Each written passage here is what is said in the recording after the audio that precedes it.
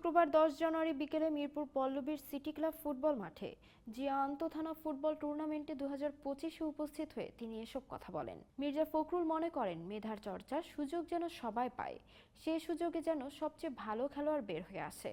আমাদের তরুণ যুবকেরা ইদানিং ক্রিকেটের খুব ভক্ত হয়েছে, কিন্তু একটা সময় ছিল যখন ফুটবল ছিল এখনকার জনগণের সবচেয়ে প্রিয় খেলা। তিনি বলেন, আমি যেটুকু বুঝতে পারি, ভারপ্রাপ্ত চেয়ারম্যান তারেক রহমানের মূল উদ্দেশ্য হচ্ছে তরুণ যুবকদের রাজনীতির সঙ্গে ক্রীড়াঙ্গনে খেলাধুলার পরিচালনা করা।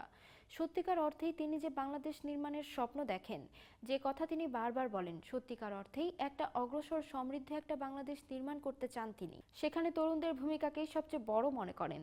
ফ্যাসিস্ট সরকারকে উত্থানের জন্য সবচেয়ে বড় ভূমিকা যারা পালন করেছেন তারা হচ্ছে ছাত্র ও জনগণ, উল্লেখ করে ফখরুল বলেন, দীর্ঘ 15 বছর আওয়ামী লীগ ফ্যাসিস্টরা ফ্যাসিস্ট কায়দায় দেশ শাসন করে সমগ্র প্রতিষ্ঠানগুলোকে নষ্ট করে ফেলেছেন।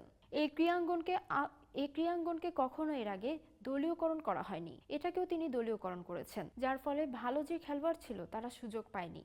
আমাদের তরুণরা যেন বিপথে না যায়, অপরাধ জগতের সঙ্গে যেন যুক্ত না হয়।